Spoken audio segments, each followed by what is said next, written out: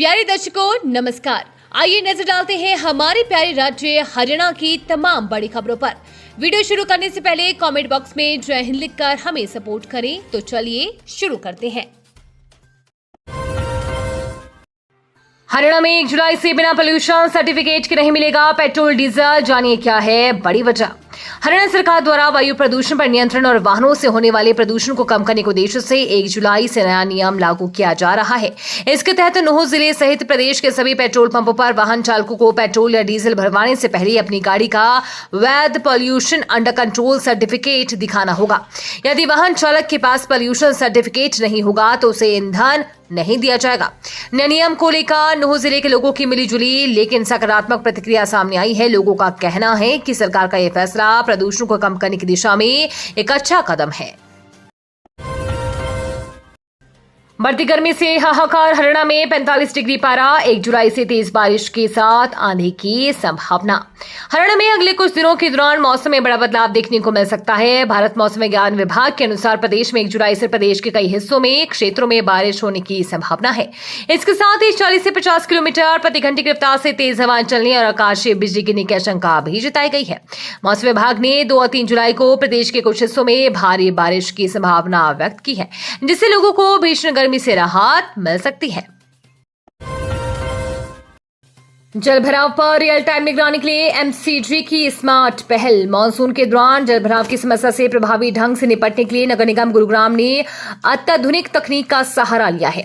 नगर निगम ने आईआईटी गांधीनगर और EIRESQ के सहयोग से विकसित फ्लड डिसीजन सपोर्ट सिस्टम को लागू करने की दिशा में विस्तृत समीक्षा की और अधिकारियों को इसके संचालन का विशेष प्रशिक्षण दिया। अतिरिक्त निगमायुक्त यश जालूका की अध्यक्षता में आयोजित प्रशिक्षण कार्यक्रम में नगर निगम की GIS टीम तथा मानसून मॉनिटरिंग सेल के अधिकारियों एवं कर्मचारियों को सिस्टम के व्यवहारिक उपयोग की जानकारी दी गई।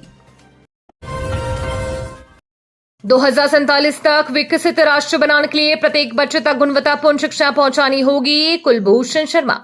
नीसा के राष्ट्रीय अध्यक्ष कुलभूषण शर्मा ने कहा कि हमारा मानना है कि विकसित भारत का मार्ग विद्यालयों के गलियारों से होकर गुजरता है और शिक्षा ही वह सबसे प्रभावी माध्यम है जिसके द्वारा इस लक्ष्य को प्राप्त किया जा सकता है। यदि देश को वर्ष 2047 तक विकसित राष्ट्र बनाना है तो शिक्षा व्यवस्था को मजबूत करना होगा तथा प्रत्येक बच्चे तक गुणवत्तापूर्ण शिक्षा पहुंचानी होगी।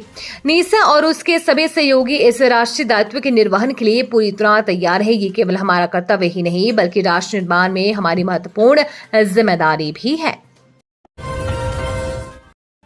इंस्टाग्राम पर फर्जी आईडी बनाकर महिला को किया बदनाम, 1 गिरफ्तार। साइबर क्राइम साउथ थाना पुलिस ने महिला के इंस्टाग्राम पर फर्जी आईडी बनाकर उसकी फोटो पर अश्लील और अभद्र टिप्पणियां पोस्ट करने के मामले में आरोपी महिला को गिरफ्तार किया है। आरोपित महिला ने अपने पति के खिलाफ दर्ज मुकदमे का बदला लेने के लिए इस पूरी साजिश को अंजाम दिया था।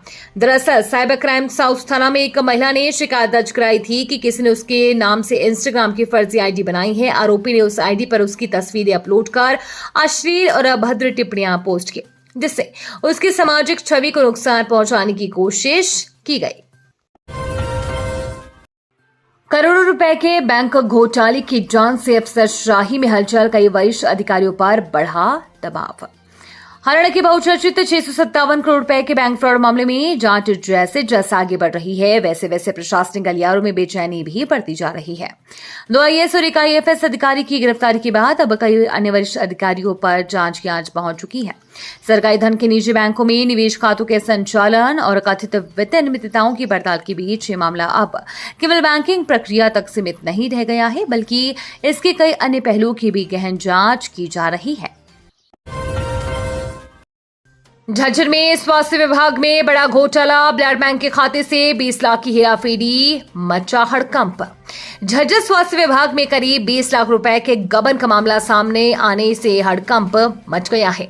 ब्लड बैंक के खाते में वित्तीय अनियमितताओं का खुलासा हुआ है। वहीं लाखों का घोटाला सामने आने के बाद विभाग ने जांच शुरू कर दी है। झज्जर स्वास्थ्य विभाग के अधिकारी मंजू कादियान ने बताया कि कुछ दिन पहले DDO ब्लड बैंक के खाते में वित्तीय लेन देन को लेकर कुछ गड़बड़ी और हेराफेरी की आशंका हुई थी, जिसके बाद तुरंत एक्शन लेते हुए जांच कमेटी का गठन किया गया। वहीं जांच कमेटी की रिपोर्ट में सामने आया कि ब्लड बैंक के खाते में करीब 20 लाख की हेराफेरी हुई है। सिरसा में बड़ा हादसा, गश्त पर जा रही डायल 112 पेड़ से टकराई, उड़े पर खच्चे, 3 पुलिसकर्मी जख्मी। हरियाणा के सिरसा जिले से एक बड़े हादसे की खबर सामने आ रही है। यहां गश्त को निकली डायल 112 की गाड़ी हादसे का शिकार हो गई। वहीं इस घटना में 3 पुलिसकर्मी को गंभीर चोटें आई हैं, जिन्हें इलाज के लिए अस्पताल में भर्ती कराया गया है। मिली जानकारी के अनुसार घटना नाथूसरी चौपट्टा थाना क्षेत्र के गांव नहरना के पास की हुई है।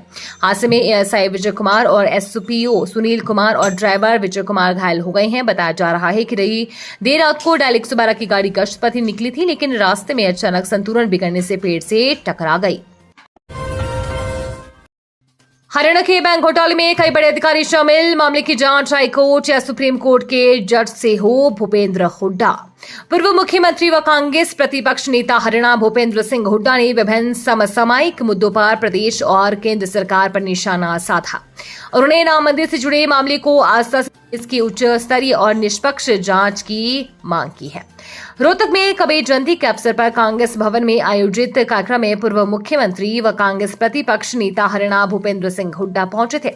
हुड्डा ने कहा कि ये करोड़ों लोगों की आस्था का मामला है, इसलिए इसकी पूरी सच्चाई सामने आनी चाहिए। ये थी आज की फटाफट खबरें। हम मिलेंगे अगले बुलेटिन में, तब तक के लिए धन्यवाद और जय हिंद।